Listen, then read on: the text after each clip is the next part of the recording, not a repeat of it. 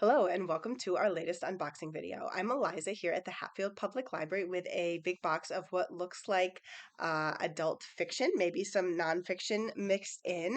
And we will start with this very cute item. It's Jill Shelvis's The Bright Spot, and you can see a woman with a dog on the cover. So that's the kind of romantic comedy vibes we've got going on. This is part of her Sunrise Cove series, but I think when I read the review, it said it was also worked as a standalone.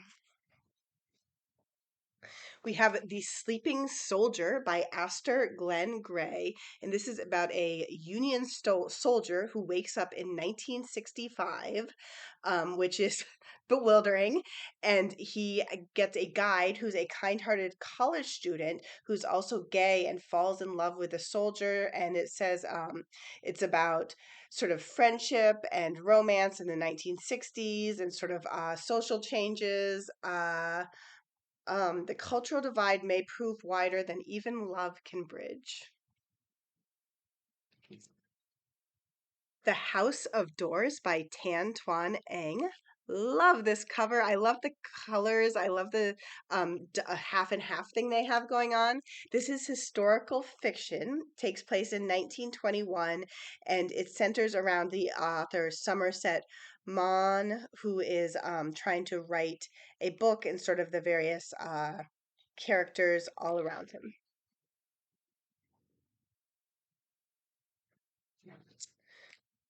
The Curse of Pietro Houdini by Derek B. Miller. Another intriguing cover with the squares. They're doing great things with covers. It's got this sort of Renaissance painting look.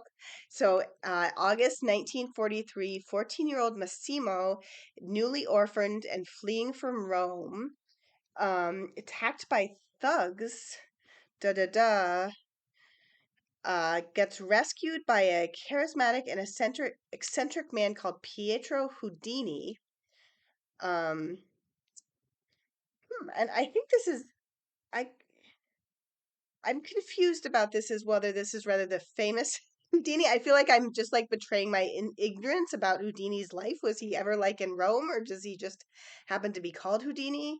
So I'm a little confused about this one, but it definitely sounds intriguing. And again, really great cover. I think it must be a different guy. The Fury by Alex Michaelides. I read this first one so fast. His first book was called The Silent Patient. And yeah, I was like, they talk about page turners. I was like, how fast can I turn these pages? So I'm looking forward to this one. Plus, it takes place on a island, which I feel like I always say I'm very into the island books. Reclusive ex-movie star, one of the most famous women in the world. Every year, she invites her closest friends to escape the English weather and spend Easter on her idyllic private Greek island. Um, yeah, so that always goes well. Always goes so well when people all get invited to an idyllic island.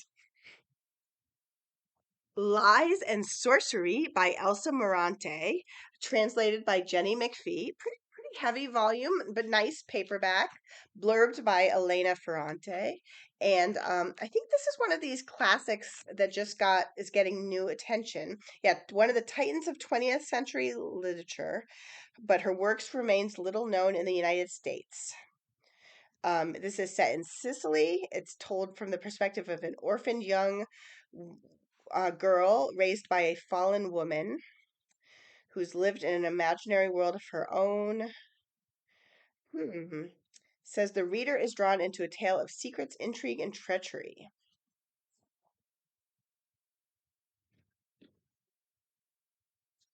Never Lie by Frida McFadden, who wrote The Housemaid, which was popular here at the library. Newlyweds searching for the house of their dreams. They find a remote manor. No, don't go to the remote manor that once belonged to a renowned psychiatrist. They get trapped at the estate. They stumble on a collection of audio transcripts with patients, horrifying secrets. Oh my gosh, I kind of want to read it. I want to know, what are the horrifying secrets? Okay. James Patterson, Holmes, Marple, and Poe. It's written with Brian Sitz. It looks like he's taken a lot of the heavy hitters of fiction and throwing them into his own book. We have a new Stacy Willingham, Only If You're Lucky. This is sort of it says a sharp and twisty exploration of female friendship. Um, so we have a woman who's larger than life. We have her friend is the shy one. Uh, so they end up living in a off-campus house together, and then one of them goes missing, and one of the fraternity boys from the house next door gets brutally murdered. A thriller. We have a little fantasy here. Book one of the Nightborn duet by Carissa Broadbent. It's called The Serpent and the Wings of Night. Beautiful title. And yeah, fantasy for whatever reason, not always as popular, but this one is super popular. So I'm hoping that people here will be into it. And it says the adopted human daughter of the Nightborn Vampire King. Oh, she is the world is designed to kill her. And she has to win a legendary tournament held by the goddess of death. We have The Echo of Old Books by Barbara Davis, the best-selling author of Keeper of Happy Endings and Last of the Moon Girls. Rare book dealer Ashlyn Greer's affinity for books extends beyond the intoxicating scent of old paper, ink, and leather. Oh, she can feel the echoes. Oh, it sounds like it's maybe like a little magical element. She can feel the echoes of the book's previous owners. And she gets obsessed with a pair of beautifully bound books that were never actually published. Oh. So it sounds like there's like a romance that happened in the past that she uncovers with this emotional connection. Okay. Mike Omer, please tell me. Looks like a house, but then you can see the crayons and scissors at the bottom. Ugh. So it's about an 8-year-old got abducted. A year later, she turns up without saying a word because she's too traumatized. And so therapist Robin Hart is trying to connect with her. But they take their sessions take a grim turn. She's replaying real life unsolved murders in her with the dolls and scissors and stuff. Oh, look at this. Turns out we do have a nonfiction in here after all. The Kingdom, the Power, and the Glory. This is by Tim Alberta, American Evangelists in an Age of Extremism. Uh, and a number of these books, I think this must be the order that got in after I went through the bestseller list. Because I think this one's on there, that fantasy one was on there. A bunch of these are on the bestseller list.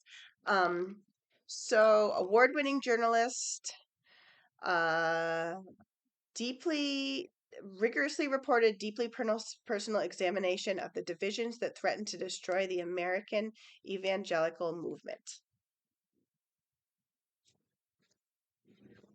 Just a few more. I've got Mick Herron's The Secret Hours. So if anybody's been watching the TV show Slow Horses, that's based on a series of books. And then I think this is this in the series?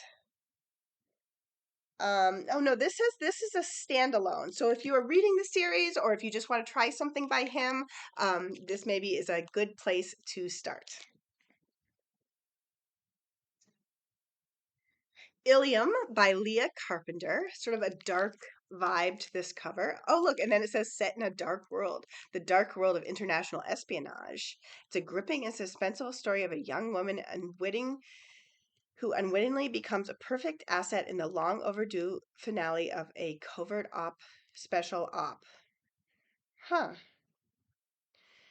It's interesting because this is this is sort of like it sounds almost like a thriller thing with all the spy stuff, but this is much more of like a literary fiction vibe to the cover, and I think that's maybe I'm guessing that's maybe a little more the vibe of this story, but it definitely sounds like there's a lot of spy elements.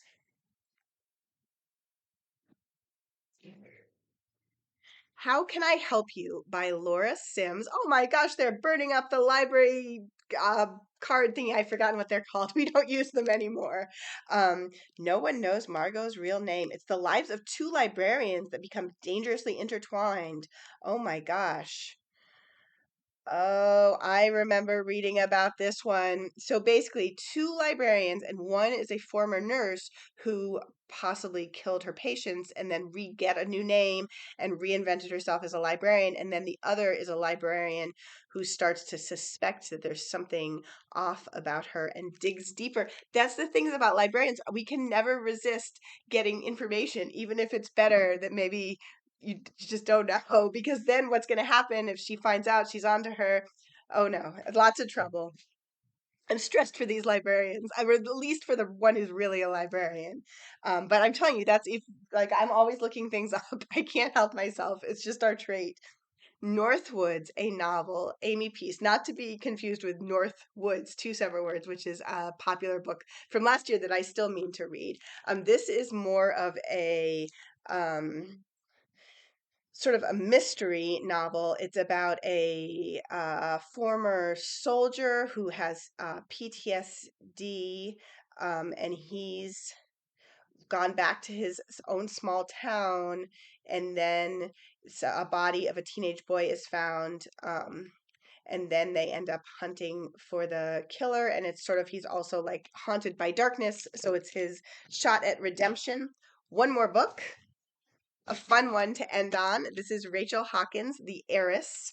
Um, Lots of fun. She started out writing, I think, YA or like older kids chapter books, and she's just keeps it's just one fun thing after the other. And so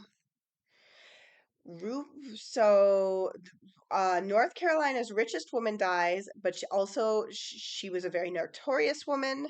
Um, she ruled the teeny town, but her adopted son wants little to do with her house or her money. He rejects his inheritance, and then they gets pulled back into the family.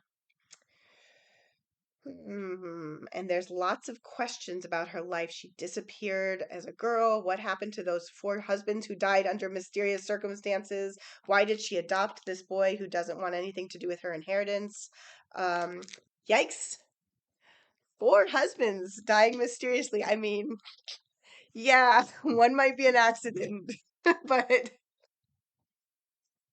so that was it. That was my whole box, and I will be back soon with more.